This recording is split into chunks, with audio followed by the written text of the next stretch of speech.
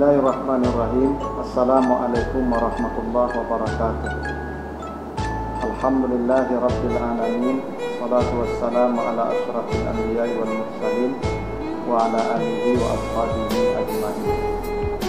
Para pemirsa Mutiara Amal yang dimuliakan Allah, salah satu yang dibicarakan Allah dalam ayat-ayat yang berbicara tentang rangkaian puasa, Surat Al-Baqarah 183, adalah tentang sejarah puasa yang diperintahkan Allah kepada manusia.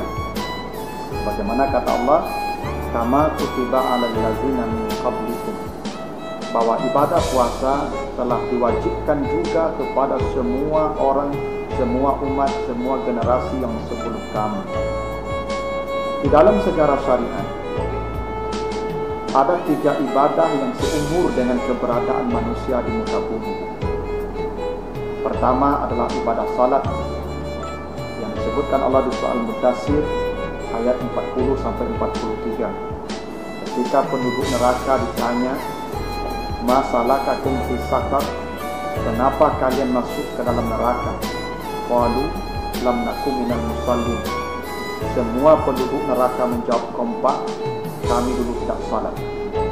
Itu berarti bahwa ibadah salat sudah ada sejak manusia pertama. Itu kenapa di surat Ibrahim ayat 37 disebutkan Ibrahim salat dan memerintahkan anak-anaknya salat. Nabi Musa juga salat, Nabi Isa dan pengikutnya juga salat, hingga Nabi Muhammad, dan sampai akhir zaman salat akan tetap dikerjakan oleh manusia. Yang kedua adalah kurban. Bagaimana disebutkan di surah Al-Maidah, watlu alaihim naba'a bani adam bil haqq iz qarraba qurbanan, bahwa kurban telah dilakukan oleh anak Adam tertua Qabil dan Habil, dan itu terus berlanjut sampai akhir zaman. Dan yang ketiga adalah ibadah puasa, sebagaimana disebutkan di ayat tadi, sebagaimana puasa telah diwajibkan oleh orang-orang yang sebelum kamu. Ibadah puasa sudah dikerjakan sejak Nabi Adam. Ketika Nabi Adam diusir dari surga karena melakukan kesalahan, memakan buah yang dilarang oleh Allah, maka sesampainya di bumi Allah memerintahkannya berpuasa. Dan bahkan puasa Nabi Adam itulah yang sekarang menjadi syariat bagi kita, yang disebut dengan puasa hari putih, setiap tanggal 13, 14, 15 setiap bulan.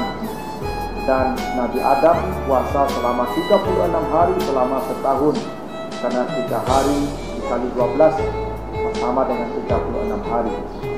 Itu kenapa Nabi bersabda, siapa yang puasa Ramadan 30 hari lalu mengikutkan 30 hari dengan sittan min Syawal, 6 hari di bulan Syawal, maka kata Nabi, kasiyamid dahri, sama dia berpuasa selama 1 tahun.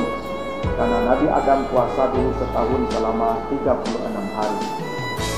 Kenapa Nabi Adam melaksanakan puasa sesampainya di bumi? Karena dalam sejarah disebutkan Nabi Adam diusir karena memakan buah larangan. Itu berarti di dalam tubuh Nabi Adam terkandung lemak-lemak haram karena telah memakan sesuatu yang dilarang oleh Allah.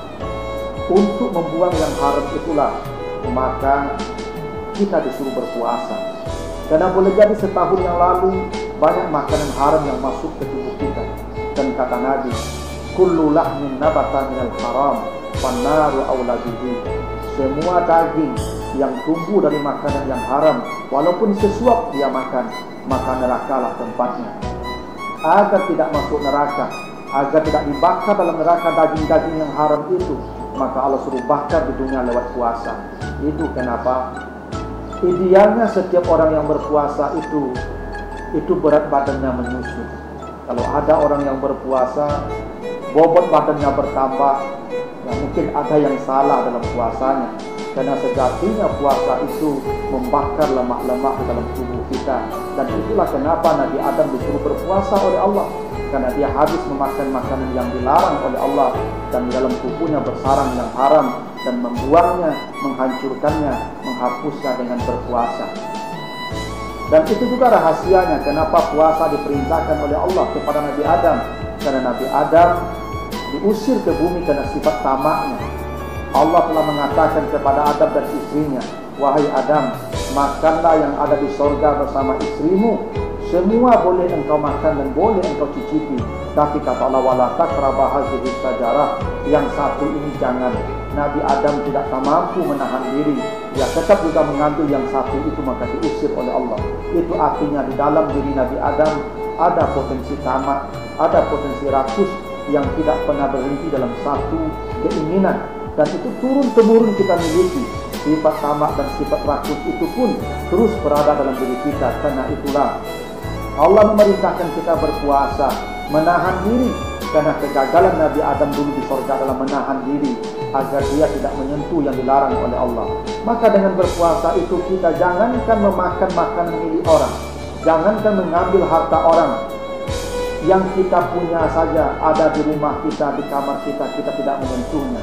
Itu menunjukkan betapa hebatnya puasa yang disebut dengan imsak. Dengan berpuasa, manusia akan memotong sifat tamak dan sifat rakus yang itu potensi dasar yang ada dimiliki setiap manusia sejak Nabi Adam. Mudah-mudahan dengan melaksanakan puasa ini kita bisa mengurangi, bahkan menghilangkan sifat rakus dan tamak yang dulu penyebab Nabi Adam diturunkan ke muka bumi ini. Demikian, semoga ada manfaatnya. Wassalamualaikum warahmatullahi wabarakatuh.